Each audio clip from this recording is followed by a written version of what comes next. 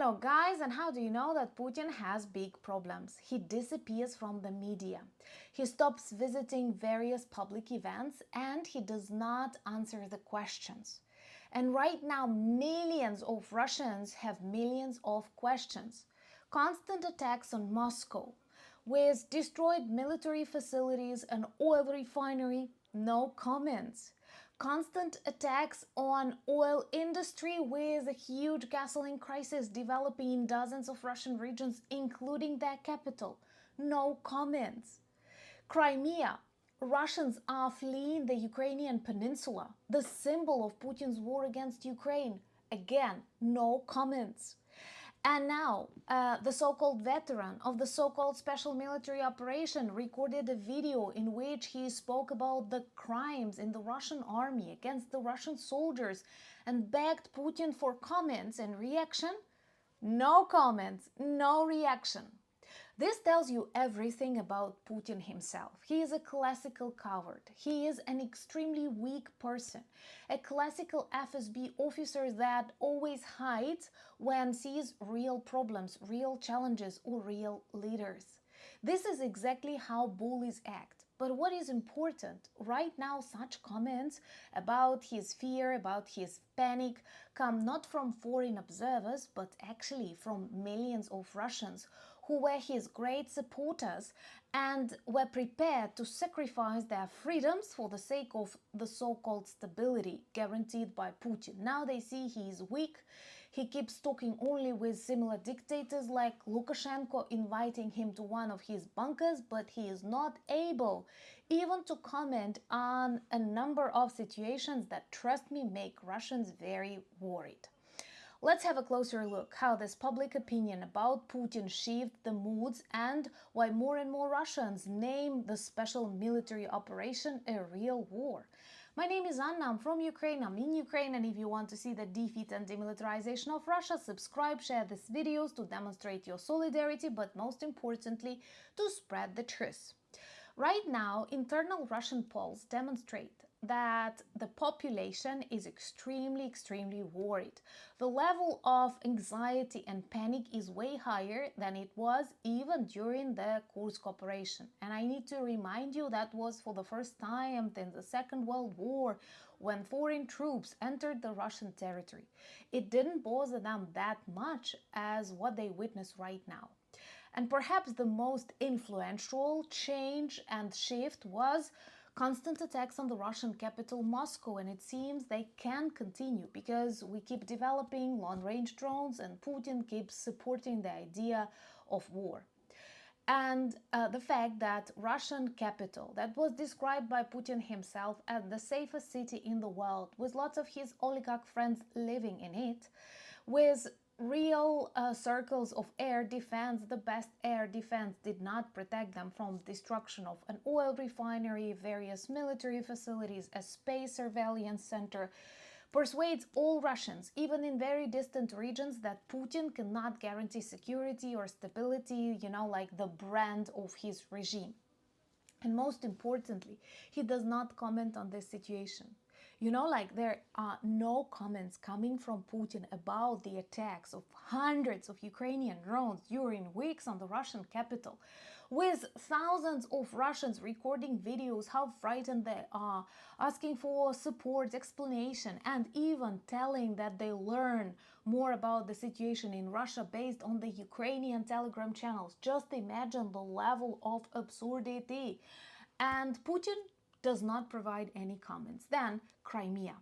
We all know that soon this peninsula will return back to Ukraine. This will be very important for the security of the region, not just of Ukraine, but the whole Black Sea area, the Mediterranean area, and it is also about justice and security for so many Ukrainian regions, because right now a lot of evil missiles and drones fly from Crimea.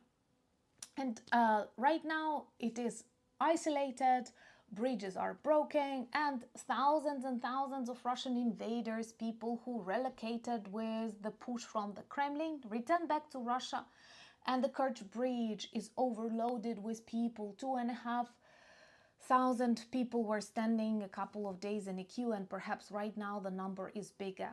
gasoline crisis, deficit of everything, electricity outages, and the state of emergency announced in Crimea, that was the symbol of Putin's success. He used it everywhere in all of his campaigns, describing himself as the gatherer of the Russian lands.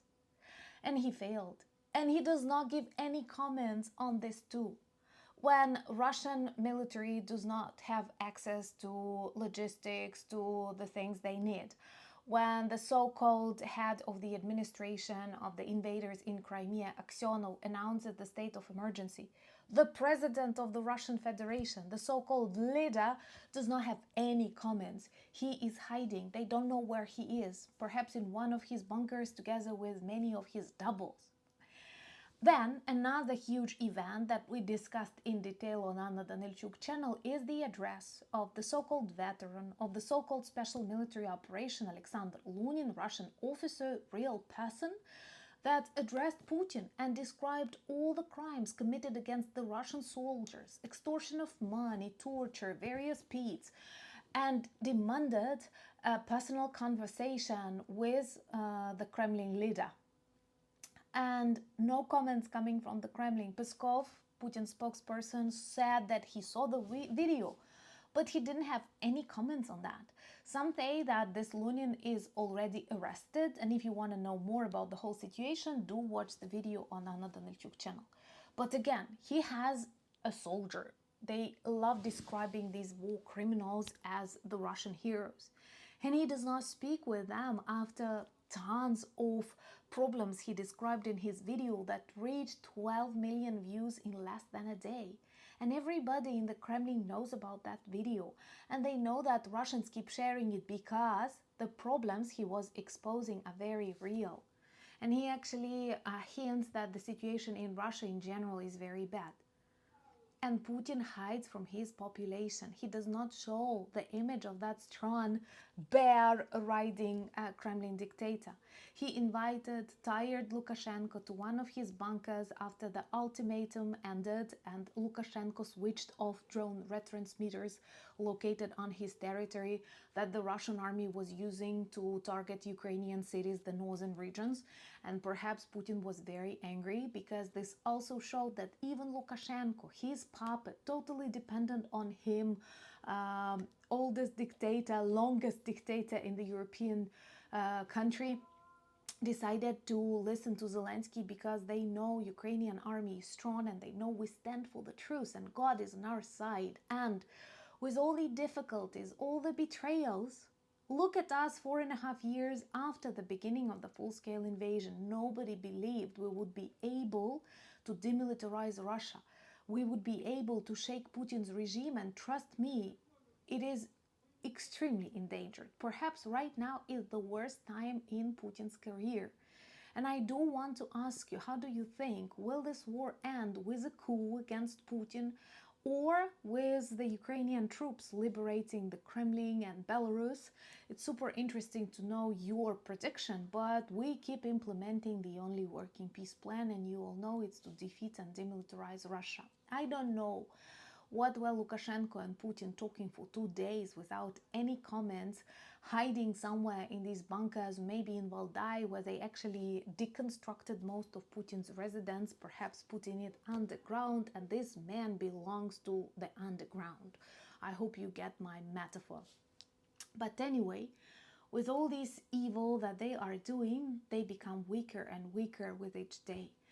And also because they keep lying, they keep denying their reality, and millions of apolitical Russians turn into very political and very anti-war. The more Ukrainian drones visit Russia, the more people there oppose the war. And they finally named the so-called special military operation a real war. They taste their own medicine. This is exactly what always happens with invaders. And do subscribe to see the collapse of the Kremlin's regime together. Trust me, it's coming. Follow me on X, Instagram, Blue Sky, Threads, Discord. You will find all the links in the description of this video, same as the link to the merch shop, with a lot of beautiful t-shirts that speak about Ukraine, our victories, our strengths, and help you remind the world about our fight, and that's very important. Thank you so much for buying me coffees, becoming my patrons and sponsors of the channels, but most importantly, thank you for being brave, standing with Ukraine. Слава Україні!